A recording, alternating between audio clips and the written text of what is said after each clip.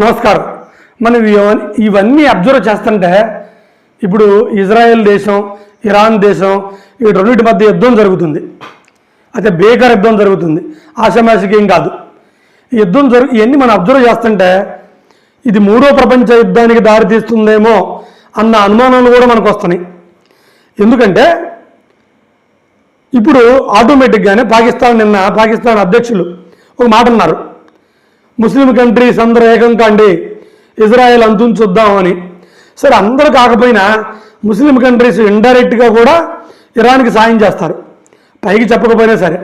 అలాగే ఇజ్రాయెల్ కంట్రీకి పైకి ట్రంప్ గారు ఎంత మేము సపోర్ట్ చేయట్లేదు, మా దగ్గర ఆయుధాలు లేవని చెబుతున్నా, ట్రంప్ మామ అమెరికాకి ఇజ్రాయెల్కి కంపల్సరీ సపోర్ట్ చేస్తారు. ఇజ్రాయెల్ చేస్తుంది, ఫ్రాన్స్, ఇటు ఇంగ్లాండు, ఆస్ట్రేలియా, రష్యా, ఏవి ఉంటాయి క్రిస్టియన్ కంట్రీస్ ఇవన్నీ సపోర్ట్ చేస్తాయి కూడా. అందుకని ఇవన్నీ మనం అబ్జర్వ్ చేస్తుంటే మూడో ప్రపంచ యుద్ధం వచ్చే ఛాన్స్ ఉందేమో అన్న భయం కూడా కలుగుతుంది. సరే, ఇవన్నీ పక్కన పెడదాం.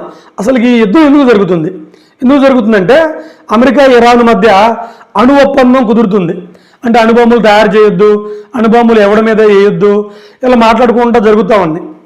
అప్పటికే ఈ ఇజ్రాయెల్ గమనించింది, వీళ్ళ దగ్గర అణుబాంబులు తయారు చేయడానికి కావాల్సిన సరుకు చాలా ఉందని, వీళ్ళు తలుచుకుంటే వారం రోజుల్లోనే అణుబాంబులు 9వ పద్ధతి తయారు చేయగలరని, వీళ్ళు కానీ తయారు చేయగలిగితే ఇజ్రాయెల్ అనే దేశానికి మాకు ప్రమాదం అని, లేదా తద్వారా ప్రపంచానికి ప్రమాదం అని ఇజ్రాయెల్ యొక్క ముసాయిదా అది గమనించి ఇక్కడ చర్చలు జరుగుతూనే ఉన్నాయి.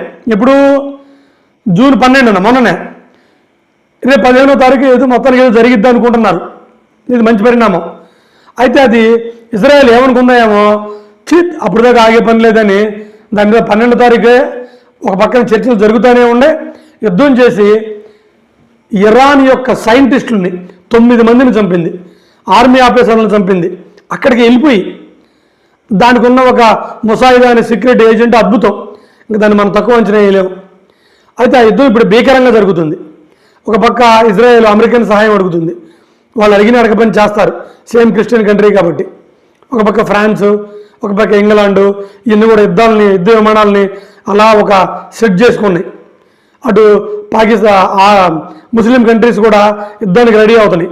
ఇది ఎటు వచ్చిద్దో, అసలు ఏం జరిగిద్దో ఊహించలేకపోతున్నాం.